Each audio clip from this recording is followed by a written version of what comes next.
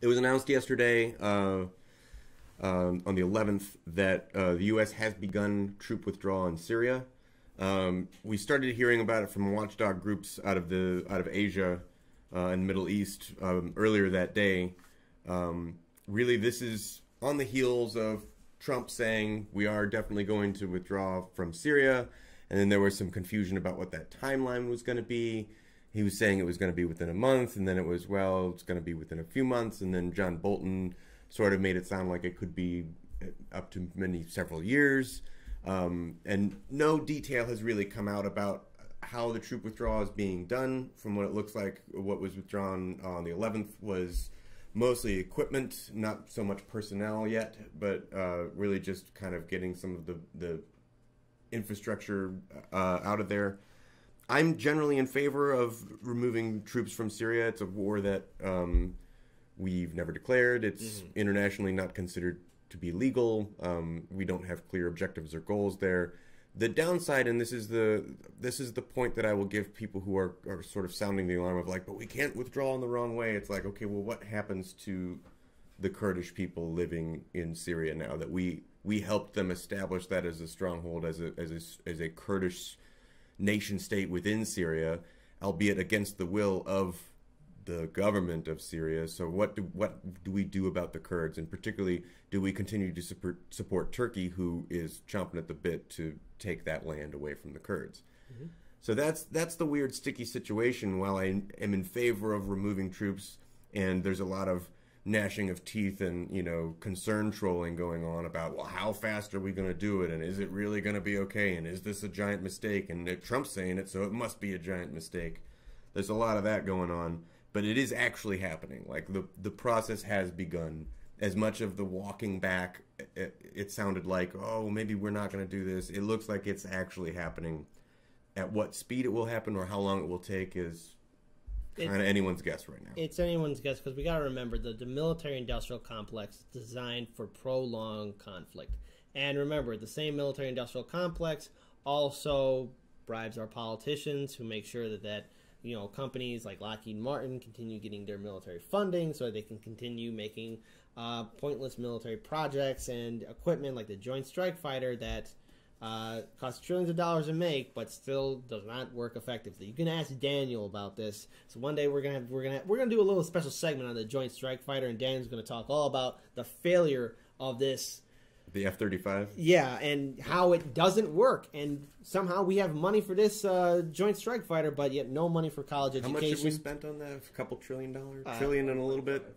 1.5 trillion? 1.5 trillion, but no money for single-payer health care, no money for free college, no money for our infrastructure program, no money for you, but money for that fighter. But, going on to the point with us exiting Syria, this is a correct response for a war that we shouldn't be involved in. And, look, the civil war in Syria was devastating, and how Assad handled it was completely barbaric. The reason why people were before even the war started, there was a large protest happening because farmers were struggling to make ends meet. There was a severe drought that hit Syria, and farmers were losing their livestock, they were losing their crops, and they were demanding some action, some support from the government. And what did Assad do? He called the police on them, or not called the police, but ordered his military on them and mowed down civilians. And it was just the fire that started everything. It was the spark, and it led to a devastating civil war where thousands upon thousands of innocent people were executed, or you had also a huge, massive influx of refugees, people dying just so that they could be away from this war zone. And the U.S. involvement in Syria just added more fuel to the fire of instability. I disagree with President Trump on a lot of issues and policies, but I will give him this, which is a rarity. His actions of getting us out of Syria is the correct response. Is he the right person to be leading that? No, but he is correct in getting us out of Syria. Now, the thing is now what happens to the Kurdish people? That's the sticking point, right? And a lot of people are upset about it, and people also bring up the idea that Russia will have a larger influence in Syria. But we have to remember that Syria and Russia are political allies. So it's sort of like somebody telling us that we can't be an ally with Great Britain or Canada. well, of course we're going to be allies with them. Right, you don't get to smear a sovereign nation as having a dictator, and that's why you're going to war with them. I mean, we're going to war with them because of ISIS. I mean, it's because he's a dictator. I mean, ISIS. I mean, he's a dictator. Whatever also, we one it hate is. his allies. Yeah. Like, you don't get to do all of that. Like, you don't just get to be like, we don't like you, do what we want. Like, You know what? What we have to remember, though, is that at least we got a majority of the U.S. troops leaving that area. But, however, I got to be skeptical about this because, number one, what does our continued presence look like in an area? It's going to probably be our drone program, maybe special forces, maybe private security. I mean, it's one of those three options. I mean, will we leave entirely out of Syria? Probably not. There's a possibility, but also probably not, too. Not. I mean, we're pretty heavily embedded across that entire region. Iraq, Afghanistan, Libya, all over. And we're not going to give up Syria just like that. But, I mean, this is a example of massive troop withdrawal from a foreign country. Whether it remains is yet to be seen, but I can only hope that eventually we do pull out of these regions, but it's going to take a long time because the military-industrial complex, thanks to Citizens United and the McCutcheon's decision, and because we got this rampant, uncontrolled neoliberal system that we have, the military-industrial complex will still keep on chugging along. Well, we've mentioned a couple of times in this report already that the real sticking point in Syria is what happens with the Kurdish people. Absolutely. And I think that's an issue that can have a diplomatic solution.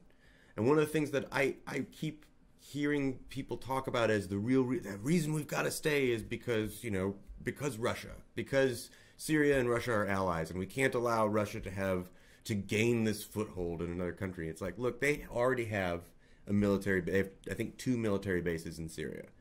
I think they are the only 2 military bases that Russia has outside of Russia itself and the former Soviet bloc. So, Georgia, Latvia, those countries, I think there are some Soviet bases. But Russian bases. Outside of that area, it's just Syria. So now we're talking about Russia, a country whose GDP is less than South Korea, a country whose entire military budget, is less than the increase the United States had in military budget last year. And we're begrudging them the 2 foreign military bases they have in one country, while we have, 900 plus bases in 200 some countries across the globe. Yeah. And we're like, oh no, Russia's getting too much military power. Like, come on, guys. Come on. It's ridiculous. But I am concerned about what's going to happen to the Kurdish people. I mean, anything can happen. Hopefully, there's at least a presence of the United Nations and other international agencies to ensure that there's no more military conflict. I don't know if that's even going to be possible, but hopefully cooler minds prevail and that there is a plan or an idea of doing a strong peace process. There are other Kurdish sort of mini nation states across the region, and it's not as though this is a group of Kurdish peoples that have been living in this region for years and years and years. We supported them into this region to kind of carve out a nation state for them 2 years ago. This isn't their homeland, right? Perhaps the diplomatic solution is, let's try to find a way to relocate these people. Let's try to find a intersectional point between multiple countries where everyone concedes some portion of land to help give, let's get some olive branches going here. Let's put these people in, let's give these people a place to live, instead of we got to keep fighting each other. The only solution, got to keep fighting. Because the Kurds. That's why the drones, because we're going to protect them with all of our good, wonderful bombs that definitely don't hurt any civilians. Yeah. Note the sarcasm. It's but at the end of the day, it's a story that we got to follow through on, because I guarantee we're going to hear another. We've been following it for a couple years now. We've been following since we started. Yeah, since we started. So Syria, we've talked about it. Obviously, there's going to be more updates to the story, and hopefully they'll be for the better. But again, it is yet to be seen. But hopefully, the only way we can really implement change is if all of us really step up and do the job. So I think we're going to end on that story for Heartlands Media, but trying to be cheery. We were trying to be cheery. But listen, if you like what Heartlands Media does, please support us. Subscribe to us on YouTube. Hit that ring bell notification. Support us on Patreon if you support independent media. But I also ask all of you to stay tuned, because we're going to go on another break, but we're going to have another special concept hour, or another concept story, called the Chicago Corner, where we're going to talk about Chicago politics. Because let's face it, Heartlands Media is a Chicago independent media outlet. And of course, we're going to talk about Chicago politics and activists and organizers that are trying to implement change in this system, in this city that we have. And, you know, it's something that I think we can all get involved with and check out. So, Paul, don't worry, Tony Preckwinkle's not showing up. Oh, she's not? Oh. Well, okay. Well, then that portion of the hour is gone. But please stay tuned. Support Heartlands Media. Paul, thank you for joining me. Daniel Upker, thank you for joining us as well.